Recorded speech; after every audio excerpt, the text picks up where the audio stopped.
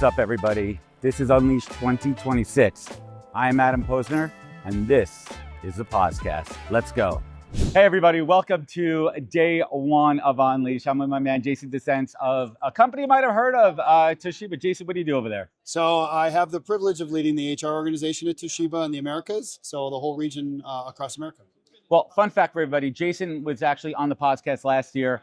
I was unable to attend last year. Everyone knows I was dealing with some stuff, but Rona stepped in. Rona was great. She was great. Actually, she's very good. Well, very easy interview. Rona's fantastic. She stepped in. You know, I had to bring in the lefty. I had to go to the bullpen, but she stepped it up. So we're going to get a little specific here. Sure.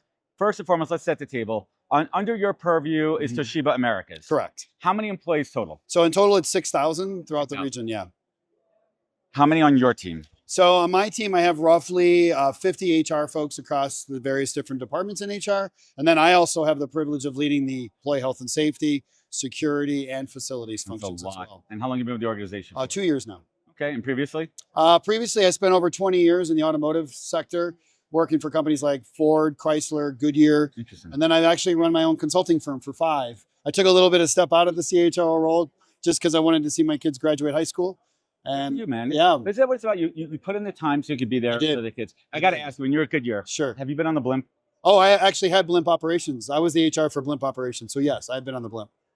Is it cool? It is incredibly cool. And it goes really slow, surprisingly. It floats kind of. And it actually, fun fact, it actually is not one big bladder. It's actually 3 bladders inside. Well, you don't want to have a Zeppelin situation in there. Yeah, you don't want that. You don't want that. So, like, where's the coolest spot you've flown over with a blimp?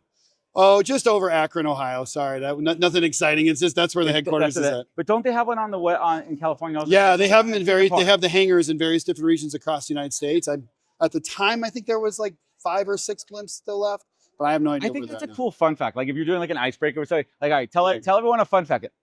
I've hired. So you've hired blimp. I have hired pilots and everything. Let's get into it a little bit. Yeah. What goes into hiring a blimp operator that's different than a product manager on a technical product at Toshiba? Because you have to hire different recruiting teams, different Sure. What are some of those nuances for the blimp? Obviously, after their the certifications that they must. Yeah, it's kind of like a fisherman, right? Like if you're going to fish, just in a lake versus fishing in the ocean, you need different tools. Right. You need different areas to go get the talent. So it was a smaller area to get talent because who has a blimp operation to fly? How small is that universe? That talent? How small is the blimp operator talent pool? Gosh, I honestly, we had to get external help. Let's just be honest. Well, is there a niche recruiter who does blimp sourcing? No, there isn't. So what we found is we had a recruiter that was really connected with others who were connected with others who were connected with others. Isn't that what it's all about? It is all about now. All right, so let's get into what we're doing now. Sure. Does TA roll up into HR? It does. Do you think, generally speaking, let's take a step out of your current role, that TA should roll up into HR? Yeah. When you put in your consulting hat. Yeah, well, because here's where it fails when it falls in, is when the HR person doesn't understand business. Because what happens is they lose the ability to be flexible with the leader who's hiring, and they don't try to find solutions. Now, every leader is going to tell me they want all these wants, which then, I have to be smart enough as an HR professional to say, that's really a red-eyed purple squirrel. Like, what are some things you can teach? What are some things that you absolutely must have? Right. And then if it comes back where it's hard, what are some things that maybe we should this role be 2 roles? Should this not be 1? We need more business-centric HR leaders that actually complement TA. Otherwise, absolutely, you're going to get run over by the leaders, and I can't debate if I don't know business. So you can't debate if you don't know business. That's an instant quotable from Jason. There you go. Well, let's riff on this for a little bit. Sure. I think one of the most interesting and intriguing innovations as far as roles within our industry is the evolution of the HR VP. Absolutely. Right? Because this is somebody, for anyone out there to know, this is someone who is a practitioner in HR, but also has a business mindset where they're tied directly into the business and they can really understand the KPIs and the goals that the team needs for that division, and have that mindset when they're hiring, and have that instead of just being a recruiter, instead of just being a sourcer, you're actually a partner with the business. Sure. I think all recruiters should have an HR VP mindset. How do you teach that mindset in your organization? Yeah, so all of HR teaches. So you have the centers of excellence, and then you have your field HR people, right? The centers of excellence, what I call working on the process. They create programs. They provide the tools. So compensation is going to tell us how to better do job architecture. You're going to have L&D is going to say, hey, here's a better way to train. And then you're going to have the, all the different comp folks also going to help us with, putting people to market value.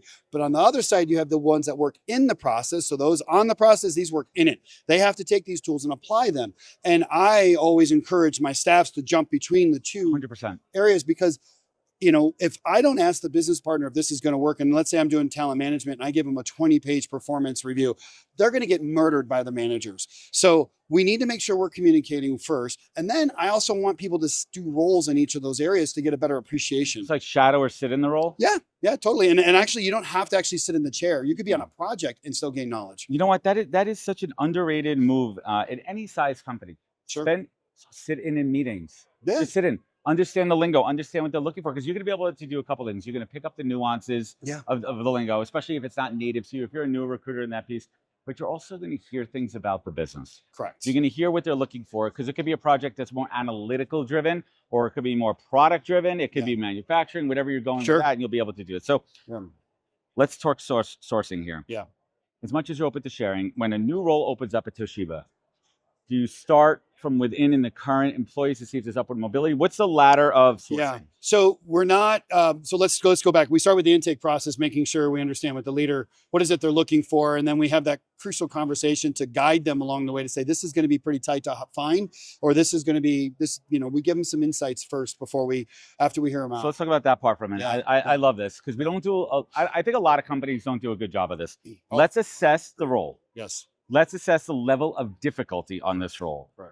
Now, are we talking like, listen, there's only 25 people in the United States that are certified to fly a blimp. And out of those 25, I would say maybe 17, like I'm just making this shit up here, like 17 of them are happily employed. Sure. And there's probably 3 of them we don't want for whatever reason whatsoever. Now we have a niche candidate pool, right? That's a tough to fill role. It is. The other thing to think about is how can I do it differently? What are some things and techniques that I don't just keep doing the same thing over and over again? Because we keep going back to the same way. Now, it's hard. I'm not saying I have the answer to that, but what are some other opportunities we can to find people a little bit differently? And how can we get creative with that? And even more, companies should start this process in their budgeting process so I can pre-plan for the year. Because let's say I know someone's retiring. Let's say go back to the blimp. Let's use something more practical. Yes, Lean Six Sigma Master Black Belt, right? Someone I need to bring into plan. That's still a smaller pool of people because they don't have the Master Black Belt. So I need to make sure that I know where those pools are. I need to make sure that if I can pre-plan, then I can have that much more time in the recruitment and sourcing. I think this is a major problem when it comes to, it's always like, oh shoot, somebody just left, and you're always behind the 8 ball, right? Yeah. But when you fully understand the business model of it, right? When you understand this is what's upcoming, or in my world, I recruit for within product, tech, in the advertising, marketing, digital media world. We know, we just won a new client. We're going to have to staff up. What are we going to need within that too? Sure. So I think workforce planning is something that really at a lot of companies, they either take for granted or they're not just looking forward enough. 100%. So if you're a recruiter with that mindset on, you could be of value to your team and be proactive about it. Correct. So we're also doing talent intelligence on the talent management side during performance review time. So I know who my retention folks are, not that if they're retention risk, but why. So I have categories of retention risk, whether it's personal, whether it's money driven, market driven, we actually created a new category called bureaucracy. Meaning I am just so tired with bureaucracy driven. Bureaucracy driven. Totally. I can't wait to Mr. Beast that in there. Bureaucracy driven. So the challenge is driven. No, you're totally fine. The challenge is we need to identify that, and we also then create our succession lineage. And then from the succession lineage, if that job does come open and it's a critical job, I already have my plan, and I should be updating that plan once a quarter. Okay, let's talk about calibration for a little bit. Yeah. Sometimes I'm working internally with an organization. Sometimes I'm working as an outside agency recruiter. One of the toughest conversations I have with a company is telling them, listen, I've been sourcing for a bit. How do I tell them that well, it's easy to say that your compensation is under market value. That's easy. The hard part is calibrating that when they want, Google on a McDonald's salary. That's a problem. And that's what leads to issues in recruiting where they want director level candidates, but they can only afford associates. Well, and as when I was a consultant, I had to turn business away because I wasn't willing to work on stuff that I know that wasn't going to work. And you're setting yourself up for failure. Correct. Like we're not going to be able to fill this role. Why am I going to spin my wheel? Or what I tell them is, how can we get creative where we're going to do maybe a sign-on bonus, which is another creative way to get to the dollar value. And then we say, look, if they prove themselves in the year, let's revisit it again. But at least I got the dollar value in the door. You got it approved in the budget. Correct. And it's also the carrot on the stick. Correct. It's so interesting too, in a lot of professions too. I'm seeing a lot in the advertising and media, especially with consolidation. Oh, we're yeah. losing the bonus, and that's tough. I think people really, it's total comp. It's hard to say total Sure. comp when I'm just talking about benefits that everyone expects to get. It's lost its luster like it used to has. at one point. You need the And the younger generations just in most cases don't even care. So they they're don't more into homeopathic anyways. They're not real big fans necessarily of the doctors. So right, trying to sell big correct. insurance. Trying to sell the upside on that is very difficult these days. So what we do try is other things that we know they value, like their PTO time as it relates to volunteering. You know, we're going to try to put in more parental leave in, things like that we know that will catch that generation. But we need to think more generationally, which I just talked about yesterday, actually. It's interesting too, more holistic benefits. Transform, I'm going to introduce you to our other friends, Overalls, who's partnering over here. We have Pin and Overalls covering us for Transform and Unleash. They do custom concierge, which is some pretty cool stuff too. So let's talk about sourcing a little bit. Sure. What does that look like in the organization? What's the tool set? What's the approach? How do you guys teach? Once you've identified that we don't have an internal candidate, that we're not moving anyone up, from within, do you first go into your database at ATS and look at low-hanging fruit? Of course. Right. We do that. Plus, I'll go to look at, again, the talent management section of the succession files if it's potentially, let's start there. And then we work our way backwards. I have some amazing sourcers. These are guys that formerly worked in search firms, and they're hunters, man. I just point them in a direction, but they know when they're stuck. That's the one thing I appreciate about them let's as take a well. quick pause on that. I've met in my time digging into this industry, people that they don't do the full end-to-end, but they are sourcers. Like, they are ninjas. Yes, and one of my favorites, he's also a full life cycle recruiter, Brian Fink. I don't know if you Brian Fink. Brian Fink at TA Week in San Diego a few weeks ago literally dropped sorcery on us. Ways to reverse engineer Boolean searches, way to reverse engineer and go on. So I truly believe, I'm sure you go where the candidates are. You find them. They may not be on LinkedIn. They may not be on Indeed. A lot of them, almost everyone's on social media these days. So if you take Instagram, for example, he figured out ways how to source on Instagram. Ninja stuff right now. And these guys and gals, I give them the utmost respect because they understand the mission. They know where to find them, and then they can hand them off to a recruiter if they're not doing it themselves. It's you got to let people use their skill sets that they have. And rather than, I'm not going to try to control them. They're the expert. I'm not. But I know what I'm looking for, and I know my timeline, and I know, the budget. Those are the things I do know, but I need them to do what they do best. And I just let them. So I always like to say, I like to have a team of Mustangs. And here's what I mean by that.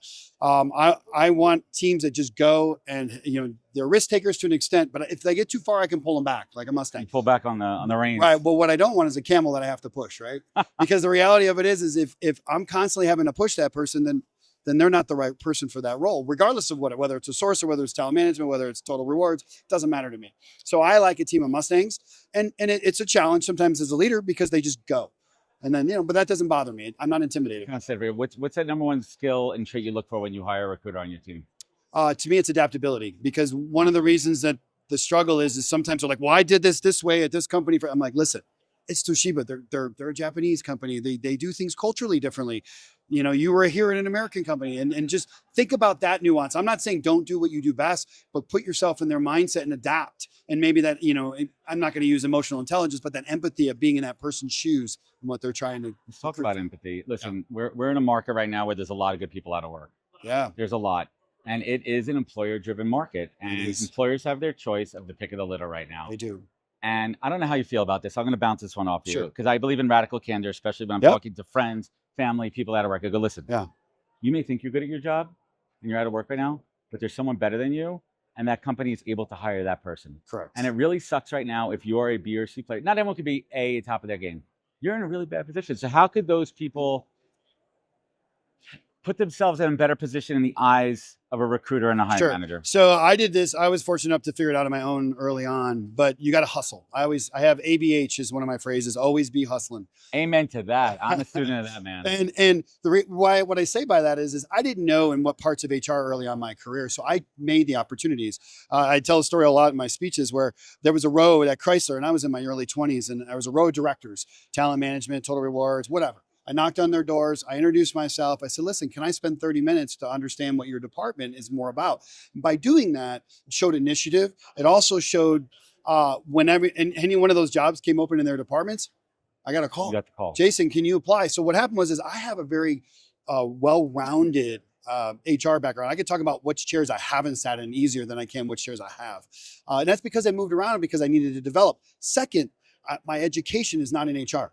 I have a master's in business and a doctorate in business. That's because I need to be able to influence the business, not HR people.